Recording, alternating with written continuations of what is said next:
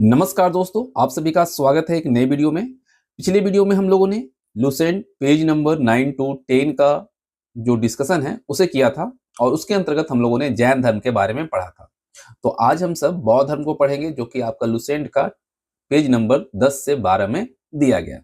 तो आप सब लुसेंट खोल लीजिए और जो भी इंपॉर्टेंट चीजें हैं, जो हमारी एग्जामिनेशन पॉइंट ऑफ व्यू से इंपॉर्टेंट है, उन सभी पॉइंट्स को हम कवर करेंगे।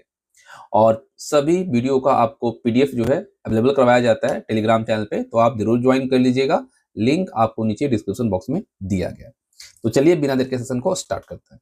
तो बौद्ध धर्म, देखिए बौद्ध धर्म की बात करें तो इसके संस्थापक किसे माना जाता है? गौतम बुद्ध को। ठीक है, बौद्ध धर्म के संस्थापक गौतम बुद्ध माने जाते हैं और गौतम बुद्ध को एशिया का ज्योतिपुंज यानी लाइट ऑफ एशिया भी कहा जाता है। तो ये सभी इंपॉर्टेंट चीजें हैं जो कि आप नोट करेंगे। अब देखिए बौद्ध धर्म के बारे में हमें विशद ज्ञान जो है कहां से प्राप्त होता है? पाली त्रिपिटक से प्राप्त होता है। और धार्मिक जुलूस का जो आरंभ है वह सबसे पहले बौद्ध धर्म के द्वारा किया गया था। ठीक है, सबसे पहले बौद्ध धर्म के द्वारा धार्मिक जुलूस का प्रारंभ किया गया था।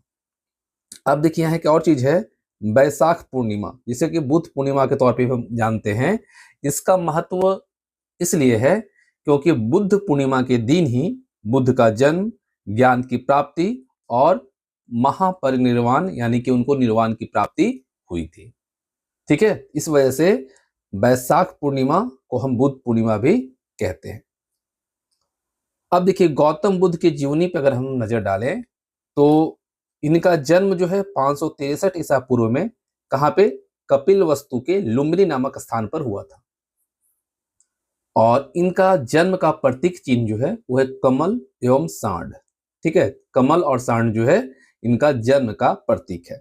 इनके पिता का नाम सुशोधन था जो कि शाक्य गण के मुखिया थे और इनकी माता का नाम था माया देवी। और इनकी माता का मृत्यु जो है गौतम बुद्ध के जन्म के 7वें दिन ही हो गई थी। और इनका लालन पालन यानी पोषण जो किया था इनकी सौतेली मां प्रजापति गौतमी के द्वारा किया गया था। गौतम बुद्ध का बचपन का नाम क्या था? सिद्धार्थ था। ठीक है, और इनका विवाह जो है यशोधरा के साथ हुआ था। कितनी वर्ष की अवस्था में? 16 वर्ष की उम्र में। और इनका एक पुत्र था जिसका नाम था राहुल। तो ये इनके क्या थे? जीवन से जुड़े कुछ तथ्य थे। अब देखिए यहाँ पे आप देखेंगे गृह त्याग और ज्ञान की प्राप्ति के बारे में अगर जाने तो कपिलवस्तु की सैर से स्टार्ट करते हैं। ठीक है, देखिए सिद्धार्थ जब कपिलवस्तु की सैर पर निकले थे तो उन्हें 4 दृश्यों को देखने को मिला था। और वो दृश्य क्या था? एक बूढ़ा व्यक्ति, एक बीमार व्यक्ति, तीसरा 100 और चौथा एक सन्यासी का। और यहीं से इनके अंदर क्या है? गृह त्याग की भावना उत्पन्न हुई थी। कैसे? तो सबसे बड़ा जो कारण था गृह त्याग का वो था सांसारिक समस्याओं से व्यतीत होना। ये 4 दृश्य देखने के बाद उनके अंदर सांसारिक जो समस्या थी उससे वो व्यतीत हुए और उन्होंने फैसला किया कि हमें क्या करना है? ज्ञान की प्राप्ति करनी है। तो उस वक्त उनका जो उम्र था वो था 29 वर्ष। ठीक है, 29 वर्ष की अवस्था में उन्होंने घर का त्याग किया था, गृह त्याग किया था। बौद्ध धर्म में इसे क्या कहा गया है? महाभिनिष्क्रमण कहा गया है। ठीक है, जब इन्होंने अपना गृह का त्याग किया गौतम बुद्ध ने तो उसे बौद्ध धर्म में महाभिनिष्क्रमण कहा गया है और इसका प्रतीक चिन्ह क्या है? घोड़ा। ठीक है, चलिए अब गुरु और शिक्षा की बात करें तो प्रथम गुरु इनके जो थे गौतम बुद्ध के वो थे वैशाली के अलार कलाम और इनसे इन्होंने सांख्य दर्शन की शिक्षा ग्रहण की थी। कौन सी शिक्षा? सांख्य दर्शन की शिक्षा ग्रहण की थी। और जो दूसरे गुरु थे वो थे राजगीर के रुद्रक रामपुत। ठीक है, दूसरे गुरु जो थे वो राजगीर के थे। कौन? रुद्रक रामपुत। और इनसे भी इन्होंने शिक्षा ग्रहण की थी। ज्ञान प्राप्ति की बात करें तो देखिए उरुवेला जो कि अभी किस नाम से जाना जाता है? बोध गया। ठीक है, तो उरुवेला में सिद्धार्थ को कौंडिन्य, वप्पा, भादिया, महानामा और असागी नामक 5 साधक मिले। अगर आपसे पूछ लिया जाए कि गौतम बुद्ध को कहाँ 5 साधक मिले थे तो वो मिले थे उरुवेला में। ठीक है, तपस्या की बात करें तो बिना अन्न जल ग्रहण किए 6 वर्ष तक की कठिन तपस्या इन्होंने की थी। और उस वक्त इनकी उम्र कितनी थी? 35 वर्ष।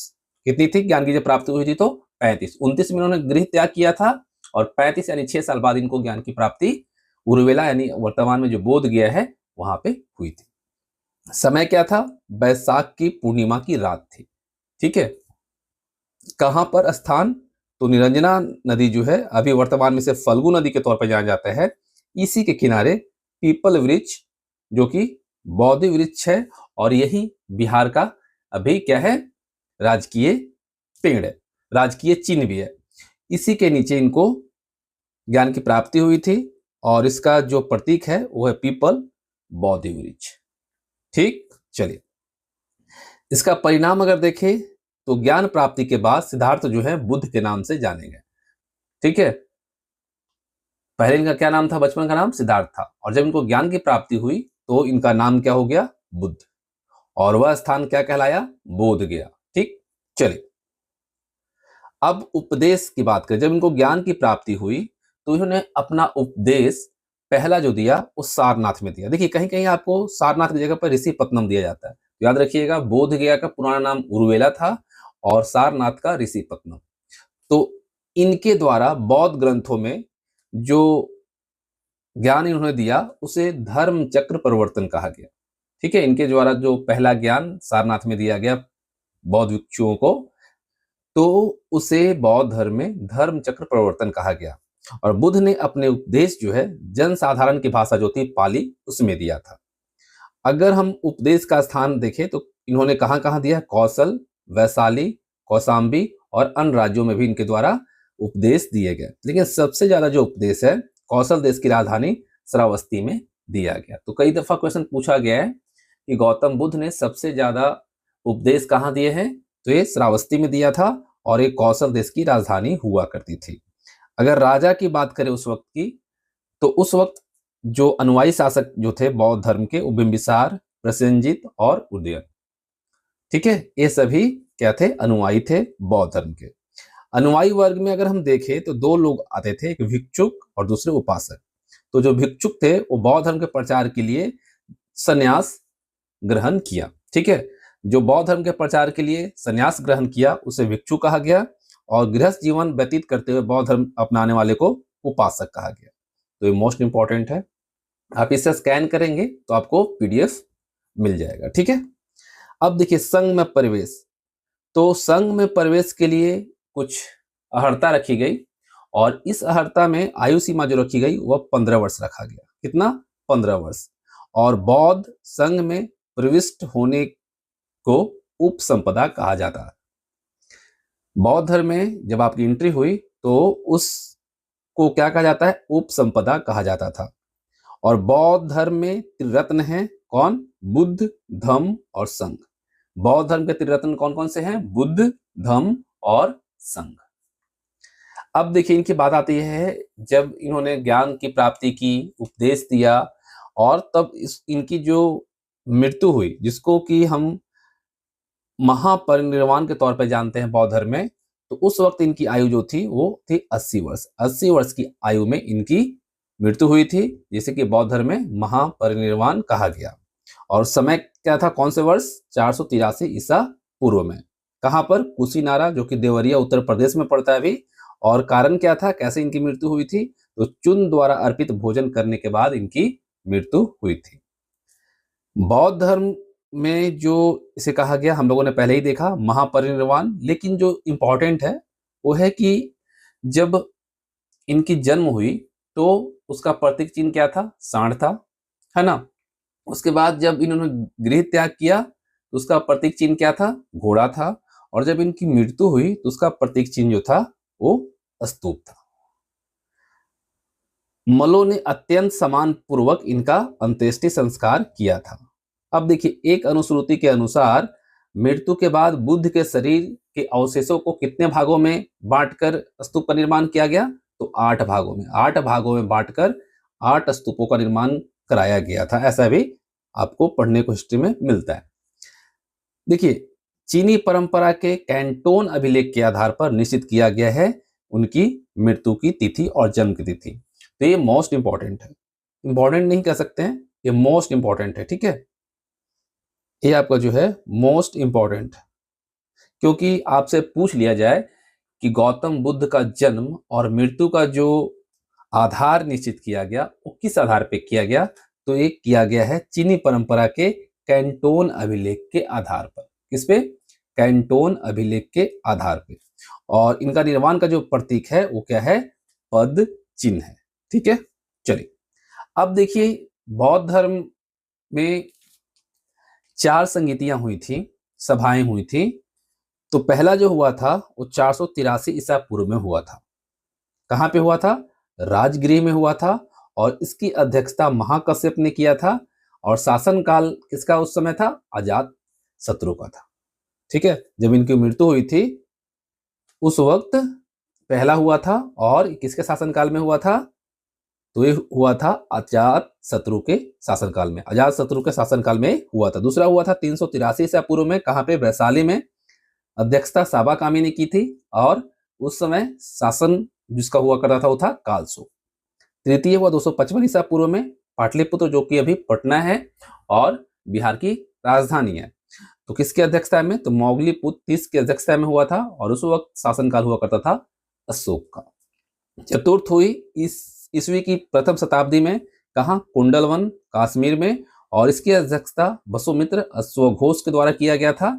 और कनिष्क उस समय शासन करता था। ठीक है, देखिए बौद्ध संगीति की हम बात जब कर रहे हैं तो चतुर्थ बौद्ध संगीति जो हुआ उसके बाद बौद्ध धर्म 2 भागों में हीनयान और महायान में विभाजित हो गया था। अगर आपसे पूछ लिया जाए कि बौद्ध धर्म किस संगीति में 2 भागों में बटा था, यानी कि हीनयान और महायान में, तो ये याद रखिएगा ये बटा था आपका चतुर्थ बौद्ध संगीति के बाद। ठीक, तो ये इंपॉर्टेंट चीजें हैं। अब यहाँ पे और जो निकल कर आती है वो आता है दार्शनिक सिद्धांत। तो देखिए बौद्ध धर्म मूलतः जो है अनीश्वरवादी है। कैसा है? अनीश्वरवादी है। और इसमें आत्मा की परिकल्पना भी नहीं है। ठीक है, इसमें आत्मा की परिकल्पना नहीं की गई है, लेकिन पुनर्जन्म की मान्यता इसमें देखने को मिलती है। ठीक है, बौद्ध धर्म में पुनर्जन्म की मान्यता है। और निर्वाण की बात करें तो तृष्णा को छीन हो जाने की अवस्था को ही बुद्ध ने निर्वाण कहा है। अगर आपसे पूछ लिया जाए कि तृष्णा को छीन हो जाने की अवस्था को बुद्ध ने क्या कहा है? निर्वाण कहा है। निर्वाण बौद्ध धर्म का परम लक्ष्य है, जिसका अर्थ है दीपक का बुझ जाना, यानी कि मृत्यु मरण जो है जीवन मरण चक्र उससे मुक्त हो जाना। दुख का सिद्धांत, विश्व दुखों से भरा है, इसका सिद्धांत जो है बुद्ध ने कहां से लिया है? उपनिषद से लिया है। अब देखिए यहां पे जैन धर्म और बौद्ध धर्म में भी कुछ समानता है। क्या है? अनीश्वरवाद का। अनीश्वरवाद के संबंध में बौद्ध और जैन धर्म में समानता देखने को मिलती है। बुद्ध ने मध्यम मार्ग यानी कि मध्यमा प्रतिपद का उपदेश दिया था। अगर आपसे पूछा जाए मध्यमा प्रतिपद का उपदेश किसने दिया था, तो बुद्ध ने दिया था। ठीक, बुद्ध ने सांसारिक दुखों के संबंध में 4 आर्य सत्यों का उपदेश दिया। वो था दुख, दुख समुदाय, दुख निरोध और दुख निरोधगामिनी प्रतिपदा। ये 4 सांसारिक दुखों के संबंध में बुद्ध ने 4 आर्य सत्यों का उपदेश दिया। अब देखिए अष्टांगिक यानी कि दुखों से मुक्ति के लिए जो मार्ग बताए हैं गौतम बुद्ध ने, वो कौन सा है? सम्यक दृष्टि, सम्यक संकल्प, सम्यक वाणी, सम्यक कर्मांत, सम्यक आजीव, सम्यक व्यायाम, सम्यक स्मृति और सम्यक समाधि। ये 8 अष्टांगिक मार्ग जो हैं ये दुखों से मुक्ति हेतु हैं, गौतम बुद्ध के द्वारा सुझाए गए हैं। देखिए बुद्ध के अनुसार अष्टांगिक मार्गों के पालन करने के उपरांत मनुष्य की जो भव तृष्णा है वो क्या होती है? नष्ट हो जाती है। और उसे क्या प्राप्त होता है? निर्वाण प्राप्त हो जाता है। देखिए 10 सील याद रखिएगा, इंपॉर्टेंट है। इसे क्वेश्चंस आपको देखने को मिलते हैं पीसीएस लेवल तक। निर्वाण प्राप्ति को सरल बनाने के लिए बौद्ध धर्म में है 1 से 5 तक जो है इसमें अहिंसा, सत्य, असत्य यानी कि चोरी न करना, अपरिग्रह संपत्ति न रखना, मद सेवन न करना यानी कि मदिरा का सेवन न करना, ये सभी जो है अनिवार्य है। किसके लिए? गृहस्थों के लिए। और 10 में 6 से 10 तक जो है वो असमय भोजन न करना, सुखप्रद बिस्तर पर नहीं सोना, धन संचय न करना, स्त्रियों से दूर रहना, नृत्य गान आदि से दूर रहना, ये सभी भिक्षुओं के लिए हैं। तो ये सभी 10 सेल जो हैं ये किसके लिए हैं? भिक्षुओं के लिए हैं, लेकिन गृहस्थों के लिए कितने हैं? 5 है। अब हम यहाँ बात करें कला की और अवतार की, तो जातक कथाएं जो हैं, ठीक है, इसमें ये बताया गया है कि बोधिसत्व का अवतार मनुष्य के रूप में भी हो सकता है तथा पशुओं के रूप में भी हो सकता है। ठीक है, मनुष्य के रूप में भी या पशुओं के रूप में भी क्या हो सकता है? अवतार हो सकता है। कहाँ हमें जानने को मिल रहा है? जातक कथाएं से। और अंतिम जन्म की बात करें तो बोधिसत्व के रूप में पुनर्जन्म की दीर्घ श्रृंखला के अंतर्गत बुद्ध ने शाक्य मुनि के रूप में अपना अंतिम जन्म प्राप्त किया है। और जो भविष्य के बुद्ध माने जाते हैं वो कौन है? मैत्रेय तथा अन्य अनाम बुद्ध अभी अवतरित होने शेष हैं। तो अगला जो बुद्ध है जिनको अवतरित होना है वो कौन है? मैत्रेय है। देखिए, मूर्ति निर्माण में जो बौद्ध धर्म में अगर देखते होंगे मूर्तियों के बारे में, तो सबसे ज्यादा जो बुद्ध की मूर्तियों का निर्माण है वो किस शैली के अंतर्गत किया गया है? गांधार शैली में किया गया है। ठीक है, कौन से? गांधार। लेकिन बुद्ध की प्रथम मूर्ति जो है ऐसा माना जाता है कि संभवतः मथुरा काल के अंतर्गत ही बनी थी। तो ये थे आपके इंपॉर्टेंट पॉइंट्स जो कि आपके लुसेंट पेज नंबर 10 से 12 के बीच निकल कर आता है और आपके एग्जामिनेशन पॉइंट ऑफ व्यू से भी इंपॉर्टेंट है। तो आपको कैसा लगा आज ये सेशन कमेंट बॉक्स में जरूर बताइएगा। नेक्स्ट वीडियो में हम सब लुसेंट का पेज नंबर 15 से आपका 20 तक करेंगे। ठीक है, तो आप सब पढ़ लीजिएगा पहले से और कल हम सब इसे देखने वाले हैं। Thanks for watching. मिलेंगे आप सभी के साथ नेक्स्ट वीडियो में।